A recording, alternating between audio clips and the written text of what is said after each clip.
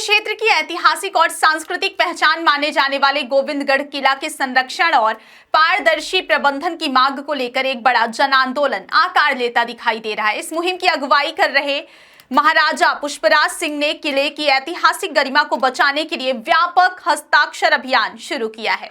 इस अभियान को विंध्य क्षेत्र में व्यापक जन समर्थन मिल रहा है और अब तक लगभग 20,000 लोग इससे जुड़ चुके हैं। आयोजकों का कहना है कि यह संख्या लगातार बढ़ रही है, जो इस बात का संकेत है कि क्षेत्र की जनता अपनी धरोहर के संरक्षण को लेकर बेहद संवेदनशील है। हस्ताक्षर अभियान के माध्यम से आम नागरिकों की आवाज को राष्ट्रीय स्तर तक पहुंचाने का प्रयास किया जा रहा है, ताकि केंद्र सरकार इस मुद्दे पर गंभीरता से विचार करे।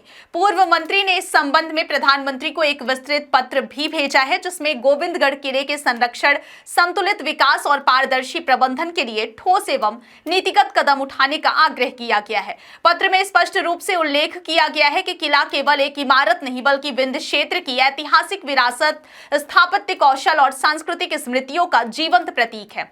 उन्होंने वर्तमान लीज व्यवस्था पुनर्समीक्षा की मांग करते हुए कहा है कि यदि आवश्यकता हो तो इसे निरस्त कर संरक्षण आधारित और जवाबदेह नई लीज नीति लागू की जाए। उनका तर्क है कि किसी भी ऐतिहासिक धरोहर का उपयोग व्यावसायिक गतिविधियों के लिए किया जा सकता है, लेकिन उसकी मूल संरचना और ऐतिहासिक स्वरूप से समझौता नहीं होना चाहिए।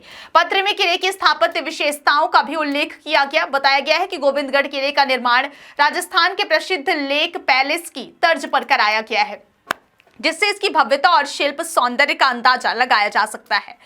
किले के आसपास निर्मित विशाल झील भी अपने आप में ऐतिहासिक महत्व रखती है। कहा जाता है कि यह झील अकाल के समय स्थानीय लोगों को रोजगार उपलब्ध कराने के उद्देश्य से बनवाई गई थी, जो उस दौर की लोक कल्याणकारी शासन व्यवस्था का उदाहरण मानी जाती है।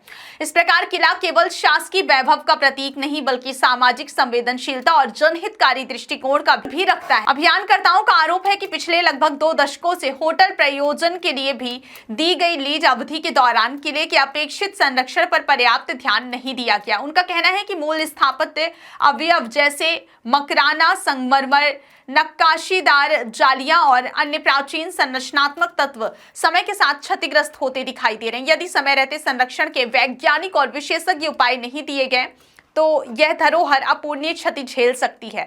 हस्ताक्षर अभियान के माध्यम से यह मांग की गई है कि किले के संरक्षण के लिए पुरातत्व, वास्तु संरक्षण और सांस्कृतिक विरासत विशेषज्ञों की एक संयुक्त समिति गठित की जाए, जो स्थिति का आकलन कर दीर्घकालिक योजना तैयार करे। इस मुहिम से जुड़े नागरिकों ने किले को संतुलित विकास के आदर्श मॉडल के रूप में विकसित करने का प्रस्ताव भी रखा है।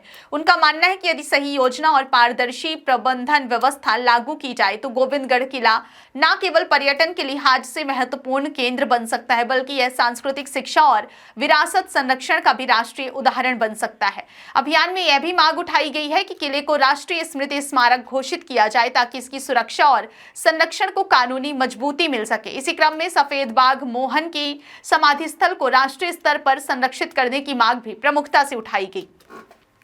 उल्लेखनीय है कि मोहन विंध्य और विशेष रूप से रीवा की पहचान से जुड़ा ऐतिहासिक महत्व रखता है। इसके अलावा कीर्तिशेष महाराज मार्तंड सिंह के जन्मस्थल बेबी महल को भी राष्ट्रीय स्मृति स्मारक घोषित करने की मांग की गई है।